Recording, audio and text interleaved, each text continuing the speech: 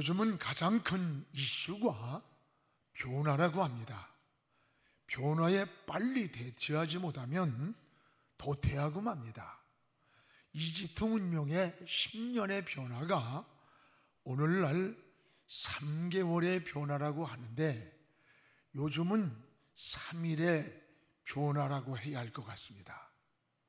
사회도 기업도 교육도 정치도 변하지 않으면 살아날 수가 없습니다. 실제로 미국, 중국 기업 폭스콘이 100만 명이 넘는 노동직을 고용하고 있었습니다. 그런데 지금 이 회사는 인공지능 로봇이 모든 일을 대처하기 때문에 사라질 위기에 놓여 있다고 합니다.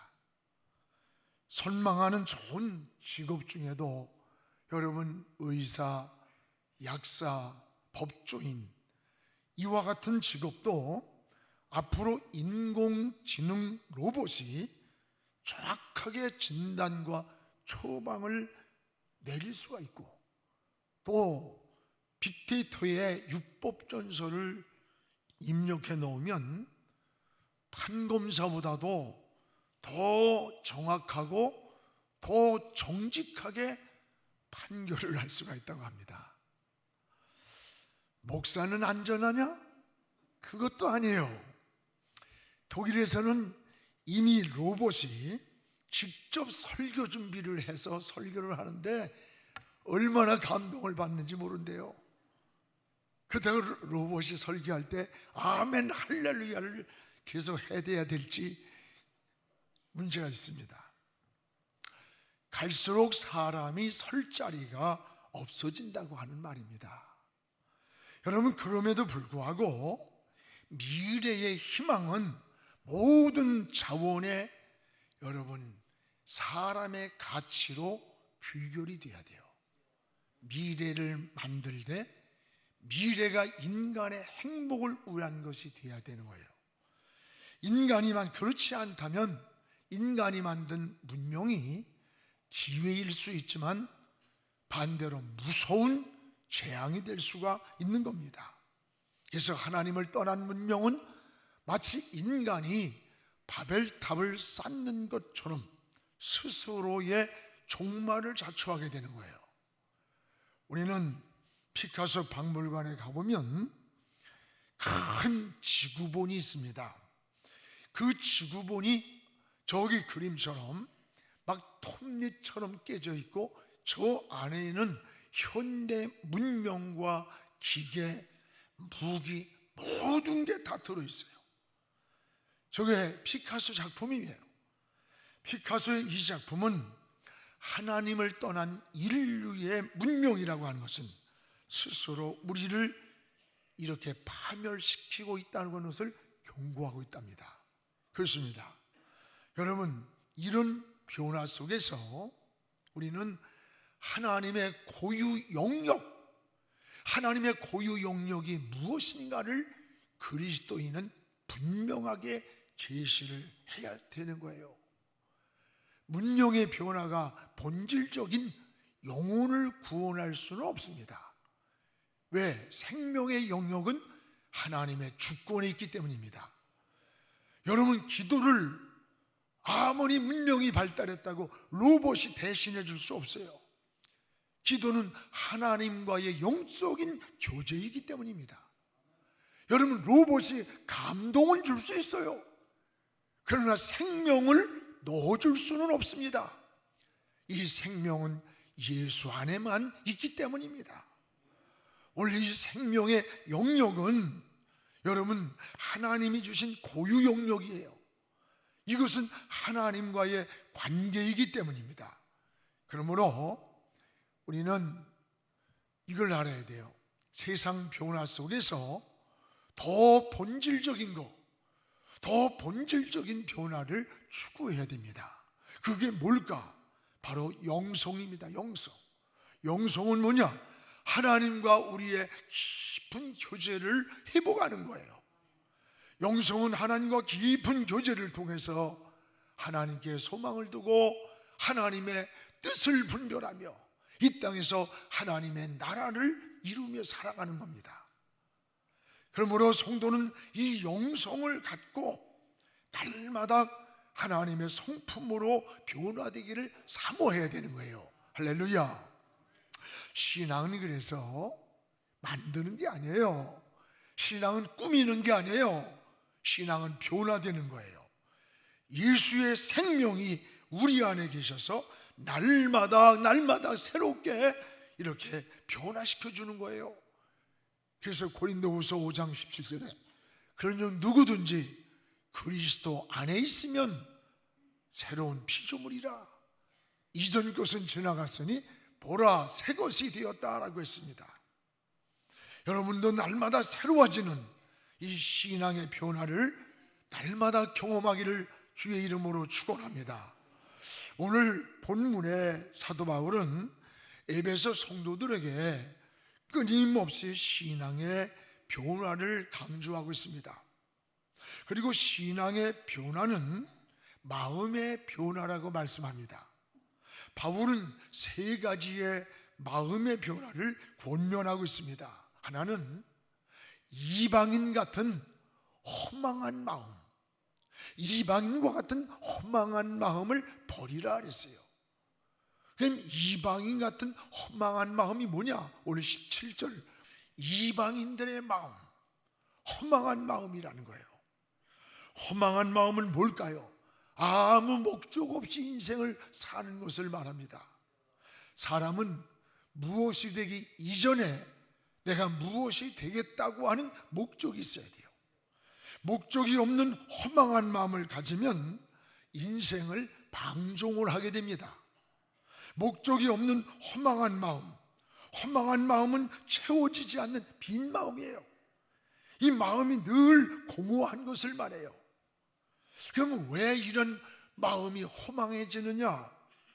성경은 우리 인간의 마음을 성전이라고 말합니다.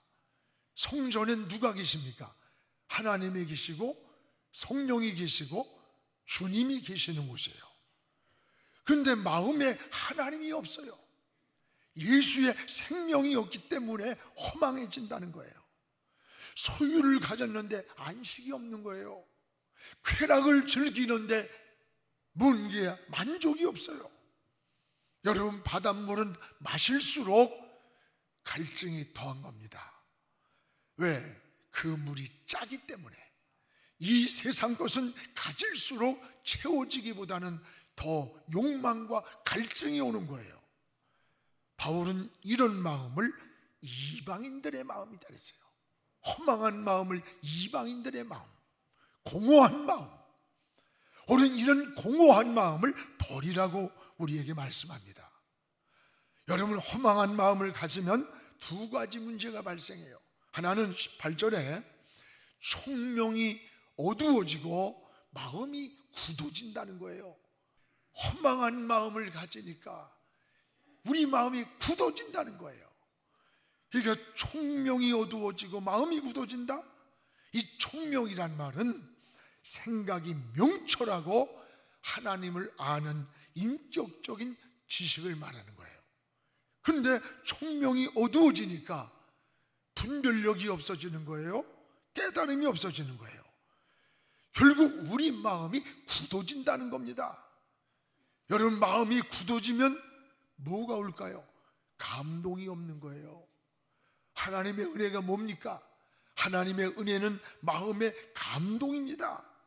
찬송만 불러도 마음이 감동이 오고, 기도를 하면서 마음에 감동이 오고, 말씀을 들으면서 마음에 감동을 받는 거예요. 그런데 마음이 굳어지면 이런 감동이 없어지는 겁니다. 사랑하는 여러분, 오늘 여러분의 마음은 어떻습니까? 총명이 어두워 있지는 않습니까? 오늘 우리 마음이 굳어 있지는 않습니까? 마음이 밝아지고 여러분의 마음이 하나님의 영으로 충만해지기를 주님의 이름으로 축복을 합니다. 또한 이 허망한 마음을 가지면 19절에 마음의 감각을 잃고 자신을 방탕에 던진다는 거예요. 오늘 19절에 이 허망한 마음, 하나님이 없는 마음, 예수의 생명이 마음속에 없는 사람은 늘 공허한 거예요. 삶이 허망한 거예요. 그러다 보니까 인생을 방탕하게 산다는 거. 방탕이란 말은 무절제한 거, 도덕적으로 또는 윤리적인 기준이 무너진 것을 방탕이라고 그래요. 개인도 사회도 이 방탕하면 무질서해지고 또 타락을 하게 되는 거예요. 지금 우리 사회가 이 도덕적 가치, 윤리적 가치가 이게 보이지가 않아요. 수단을, 어떤 목적을 위해 수단을 정당화시키는 거예요. 이게 굉장히 무서운 거예요. 젊은이들이 아무렇게 사는 거야. 성공을 위해서는 어떻게 살아도 괜찮다. N번방이 왜 나오는 건데, 이런 도덕적 가치, 윤리적 가치가 다 무너지니까 이 사회가 자꾸 무질서지는 겁니다. 그냥 되는 게 아니에요. 오늘 이런 사회에서 우리에게 여러분, 하나님이 없는 마음, 예수의 생명이 없는 허망한 마음을 가지니까 마음이 감각이 없어지고, 그리고 어떻게 돼요? 우리의 삶이 방탕의 삶을 던진다는 거예요. 오늘 우리의 신앙을 다시 한번 돌아보시기를 바랍니다. 여러분의 마음에 누가 계셔야 합니까? 오늘 우리의 마음에는 하나님이 계시고 성령이 계시고 우리 주님이 계실 때에 허망한 마음이 찾아오지 않는 거예요. 여러분이 예수 믿는 사람들이 왜 우울해가지고 막 허무해가지고 허전해가지고 낙엽 떨어지는 소리만 들어도, 비 오는 소리만 들어도 괜히 눈물을 찔끔찔끔 흘리고, 이럴 시간이 어디 있어? 허망한 마음에서 오는 거예요. 우리 마음속에 하나님의 마음으로 채워져야 돼요. 여러분의 마음이 예수의 생명으로 충만하기를 주의 이름으로 축복합니다. 그럼 우리 성도는 어떻게 살아야 되느냐? 성도가 사는 방법이 두 가지가 있습니다. 하나는 22절에 썩어져가는 구습, 이 말은 인생을 병들게 하고 파괴하는 아주 무서운 악습관을 썩어져가는 구습이라 그랬어요. 그런데 이것이 현재 분사형으로 되어 있어요. 놀라운 일입니다. 무슨 말이냐? 현재에도 계속해서 우리 인생을 한 번으로 병들게 하는 게 아니라 계속해서 인생을 파괴하고 병들게 하고 썩게 만들고 있다는 거예요. 뭐가? 악습관. 그래서 현재 분사형으로 되어 있어요. 악습관은 이렇게 무서운 거예요. 여러분, 이 범죄하는 사람이 여러 번 범죄할 때 이것저것 범죄하지 않고, 성범죄자는 몇 번을 범죄해도 또 성범죄로 들어간대요. 사기꾼은 또 잡혀보면 또 사기꾼으로 잡힌대요. 참 희한해요. 소매치기로다가 교도소에서 4번을 살다 나왔어요. 다시는 여기에 들어가지 않겠다 결심을 했는데, 근데 나와서 딱 지나가는데 어떤 여자가 루이비통 가방을 탁 들고 가는 거야. 그걸 보는 순간에 벌써 자기 손이 거기를 가더래. 그래도 또 잡혔어요. 자기도 모를 정도로. 오늘 여러분, 우리 인생의 악습관이라는 것이 이렇게 무서운 거예요. 계속적으로 반복시키는 거예요. 그래서 습관은 반복해서 생기는 겁니다. 오늘 여러분, 노루하는 습관, 거짓말하는 습관, 게으른 습관, 이런 무서운 것이 반복될 때에 나도 모르게 악습관으로 빠져드는 거예요. 바울은 이 악습관을 썩어져가는 구습이라고 했어요. 이걸 옛사람이라고 했어요. 오늘 신앙생활 하면서도 이런 악습관을 끊지 못한 경우가 많습니다. 이런 악습관으로 인해서 하나님의 은혜가 막혀요. 하나님의 축복이 막히고 오히려 고난 속에 인생이 휘말리는 것을 보게 돼요. 여러분도 지금 남모르게 끊지 못하는 이런 악습관에 붙잡혀 있지는 않습니까? 그것이 이성일 수도 있습니다. 여러분 정직하지 못한 행동일 수도 있습니다. 오늘 하나님 앞에 기도하시기 바랍니다. 이 시간 정지할 수 있는 시간이 되기를 주의 이름으로 축원합니다. 그러나 문제는 이것이 내 힘으로 안 된다고 하는데 문제가 있는 거예요. 내 의지와 노력으로만 안 된다는 거예요. 이걸 알아야 돼요. 그래서 오늘 23절에 이런 말씀이 나와요.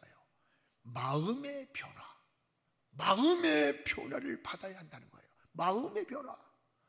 오늘 23절에 이렇게 나옵니다. 오직 너희의 심령이 새롭게 되어, 심령이 새롭게 되어 썩어져가는 구습을 벗어버리라는 거예요. 그래서 바울은 변화의 본질을 마음이라고 그랬어요. 여러분 예수님의 사복음서를 읽어봐도 의식주 문제나 정신 문제, 물질 문제가 아니에요. 먼저가 심령의 문제예요. 심령이 가난한 자, 청결한 자 하나님 본다. 심령이 뭐예요? 마음이에요. 마음. 솔로몬도 잠언 4장 23절에 모든 사람이 지킬 것 중에 더욱 마음을 지키라. 왜? 생명의 근원이 마음에서 나온다는 거예요. 맞습니다. 여러분 장녀가 옷이나 얼굴에 문제가 있는 게 아니에요. 제가 저 청량리 588에 있을 때 가나안교회라고 있었어요. 거기 부흥회를 갔는데 새벽에 집회를 가는데 막 환한 불빛에는 윈도 있는 아가씨들이 막 나와 붙잡아요. 이야, 여러분들하고는 비교가 안 돼. 때깔이 진짜 예뻐요. 옷이 얼마나 화려합니까? 여러분 그들의 옷에 문제가 있는 게 아니고 얼굴이 아니에요.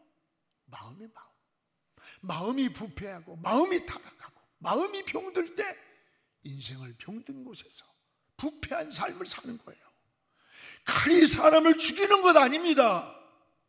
내 마음속에 미움과 증오와 분노가 절제되지 않을 때 그 칼이, 마음이 사람을 죽이는 칼이 되는 거예요. 그래서 여러분 마음은 생각을 지배하는 거예요.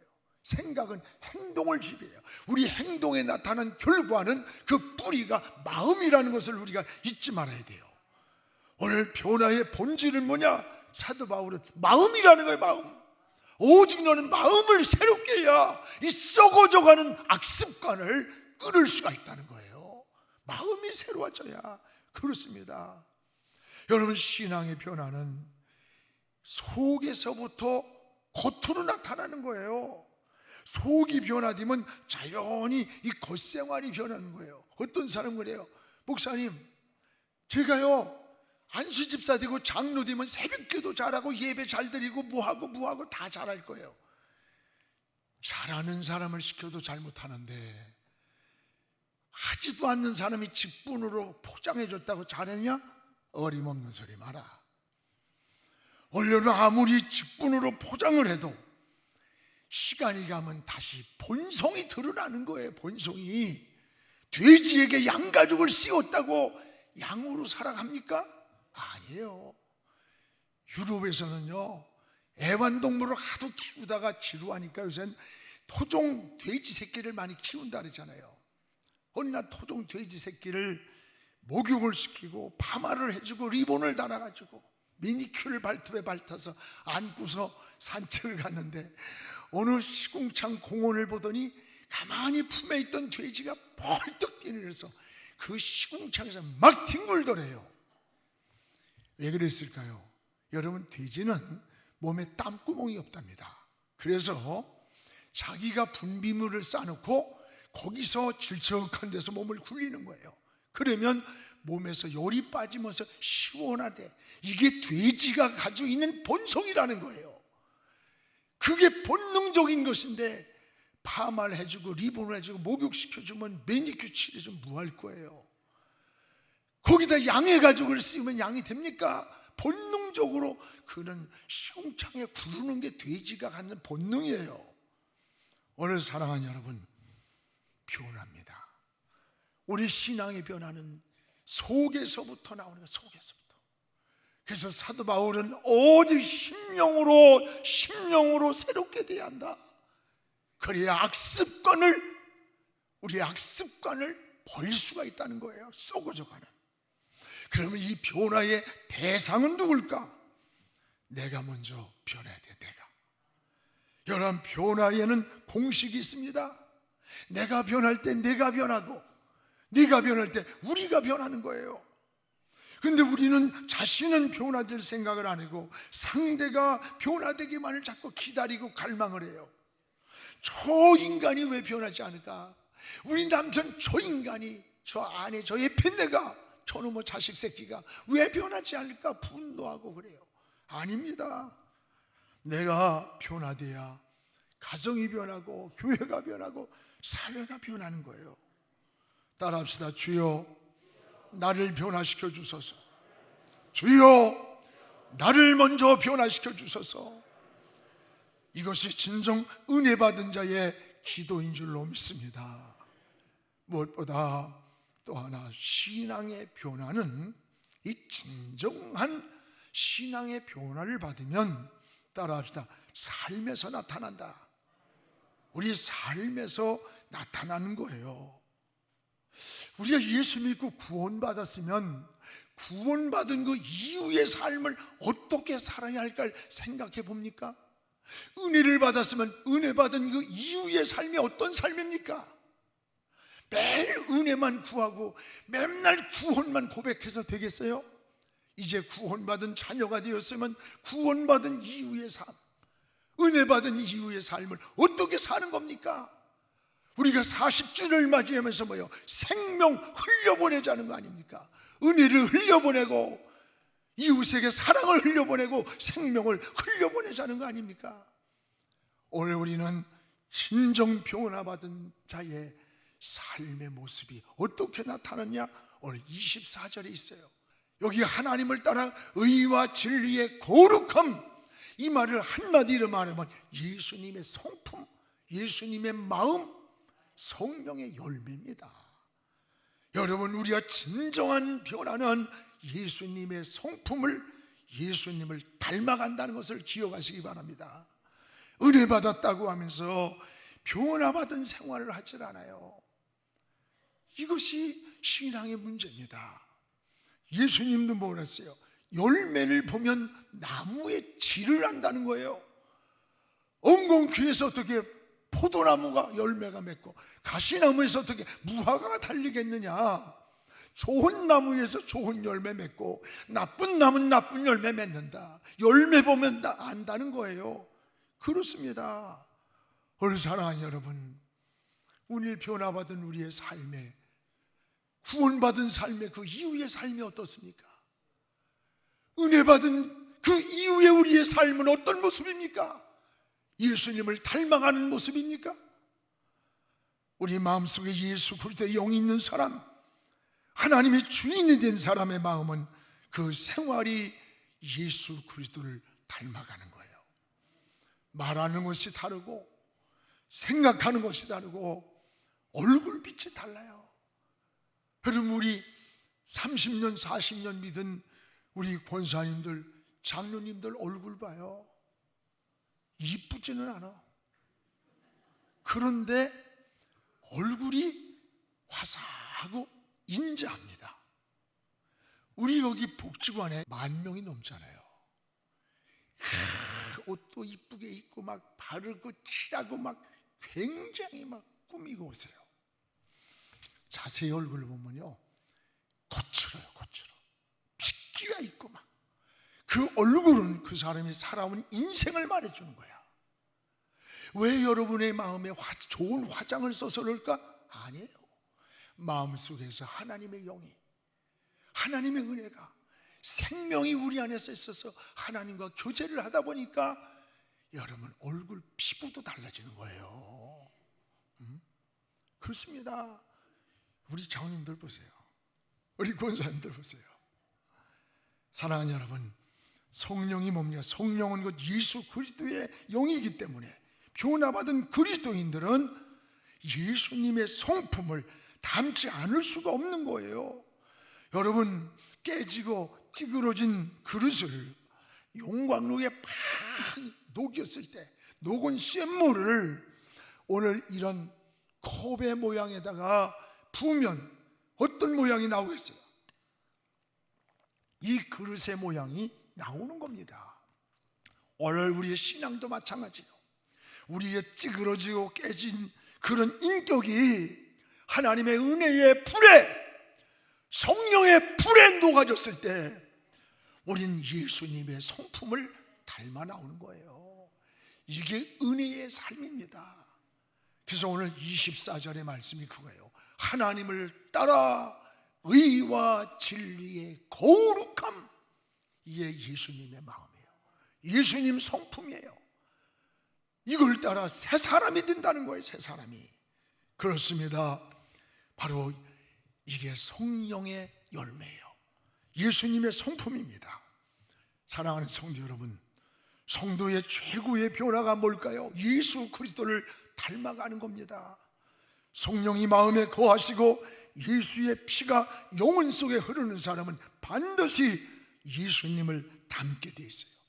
자식은 잘났든 못났든 누굴 닮아요? 부모를 닮아요. 왜? 부모의 DNA를 가지고 있기 때문에요. 우린 잘났든 못났든 내 자녀는 나를 닮듯이 우리는 예수의 피가 우리 영혼 속에 흐르고 하나님이 내 인생의 주인이 되어 있기 때문에 우리야 하나님을 따라 의와 진리의 거룩함으로 지음받은 새 사람이 되는 거예요. 이게 은혜 받은 자의 삶인 줄로 믿습니다. 변화받은 자의 삶인 줄로 믿습니다. 예수의 성품을 닮아갈 때 기도의 응답을 누리는 거예요. 열매가 좋아지는 거예요. 삶이 변화되는 거예요. 성숙한 그리스도인으로 주님을 바라보면서 오늘도 달려가는 우리 모두 되기를 주의 이름으로 축원합니다. 기도하겠습니다. 거룩하신 아버지여, 찬양합니다. 영광을 하나님께 돌립니다. 주여, 우리를 통해 영광을 받아 주옵소서. 주님을 닮아야 할 우리가 세상을 닮아가고, 하나님, 우리 마음이 허망한 마음으로, 예수 없는 마음, 하나님 없는 마음으로 방종하고 있습니까? 방탕하고 있습니까? 주님, 예수의 생명으로 채워주옵소서. 하나님을 모시고 평안이 있고 기쁨이 있고 안식이 있고 저 천국의 소망으로 넘치게 하여 주옵소서. 구원받은 이후 우리의 삶이 흘려보내기 원합니다. 은혜도 흘려보내고 사랑도 흘려보내고 이웃에게 아버지 하나님 믿음도 흘려보내는 하나님의 사람으로 살게 하여 주시옵소서. 예수님의 이름으로 기도하옵나이다. 아멘.